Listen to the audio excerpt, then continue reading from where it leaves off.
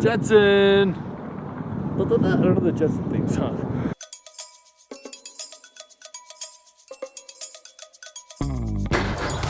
Guys, this is the Jetson Bolt Pro folding e-bike.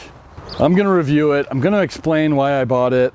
I'm not getting paid to do this. I bought this from Costco, and I'm gonna go over what I think of it. I've had it for one day now, I've rode it around a little bit. I wanna give my thoughts on it and who I think this bike is for. And is it for me or not? Am I gonna be returning it? If you're new to this channel, I'm Johnny Nerd Out. I custom make e-bikes. So I take bikes and I convert them into e-bikes. I generally don't buy pre-made e-bikes. But when I saw this one at Costco for 350 bucks for about the 10th time, I thought, man, I wonder how bad this could be.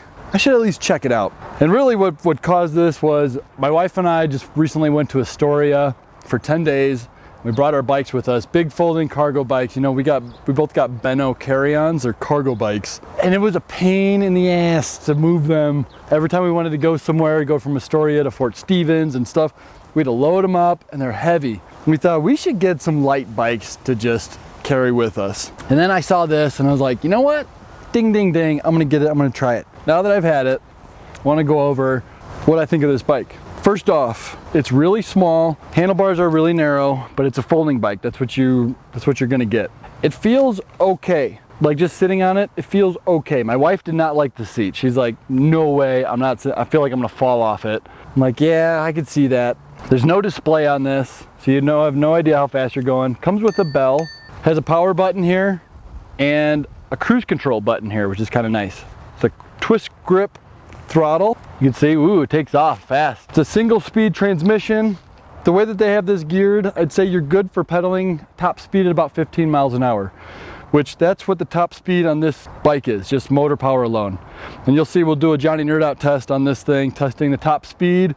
We do a hill climb, rolling start, and we do a hill climb from a dead stop. That's what I do with most of my bikes, and I put this one through it too, so you can kind of see what a 350 watt, 36 volt hub motor will do. It's kind of nice. It's got, you know, front and rear fenders. It's got a small battery. I think they rate it between like 15 and like 30 miles, depending if you're doing full throttle or pedaling with it. I'd say that's about right. Brakes actually feel pretty decent. I feel like they're pretty confident. Comes with a charger. This at Costco is 350 bucks. So it's on the website, I think they have it listed for 600 bucks or like 550. But if you go to Costco, they're 350. So I was like, this is pretty crazy. It was kind of like a low risk gamble. But after riding it, I want to give you my thoughts. I thought that I could use this for like running errands, like if I want to go run around and do some errands on it. But I think it's just too low powered for me. Like everything I go is about a mile away, and this is just too slow to go to get a mile away quickly. So I'm probably not going to be using this for that. The only thing that I would use this for would be folding it up, throwing it in my car, and using it like when we go camping or something. But it's so weak, I don't think it would get me around like campgrounds and all that. Well, just to show you how weak it is, let's go do the Johnny Nerd Out test, and you can see for yourself how weak it is.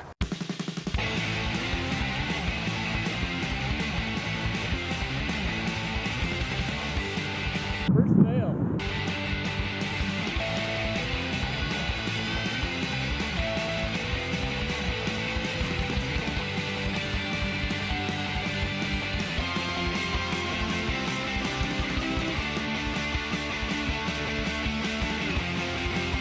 So yeah, as you can see on the video, this thing will not climb at all, even with a running start. This is the very first bike that had a failure with a running start on that hill climb.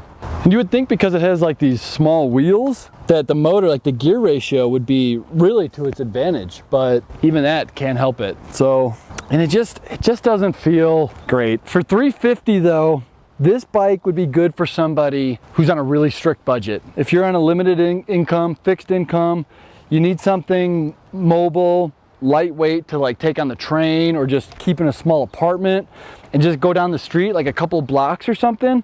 Yeah, this might not be a bad bike for you then. It's not powerful, but if you don't need it, like if you're not going long distances or if you're looking for fun, this is not it. But if you're looking for just basic dollar for dollar transportation, this might be a good bike for you. But yeah, it does have an integrated, it has a headlight on this thing. I haven't figured out how to turn it on yet, and no way I'm gonna look at the instruction manual. Came with a rear light as well, just like a USB one that you could rechargeable and you could turn it on like that. That's kind of nice. Seat is adjustable. I'm 6 foot, kind of fits me, but it's kind of, you know, looks like I'm riding a kid's bike. This is not adjustable at all. It just folds down.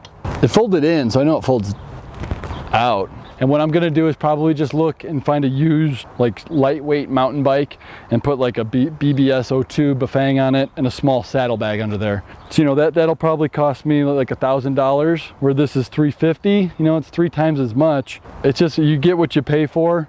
And so just be aware of what you're getting with when you buy this bike. But yeah, mechanical disc brakes work okay. Definitely work okay. Top speed of about 14 miles an hour. No hill climbing whatsoever, but if you don't need it, this might be the bike for you. But for me, it's just not gonna cut the mustard. But at least now I scratched this itch and I know that it's not for me. So when I walk by it at Costco, I could confidently say, I don't want to say there's a sucker born every minute, but if you need it, it's good for you. But if you're at all serious about riding, don't get this bike. Kind of a waste of money. Actually, I don't think this would be a waste of money, because if you bought it for $350, you could probably put it on Craigslist or Marketplace or something like that, and probably still sell it for $200 or $300. It's like that price is so low that the risk is pretty low.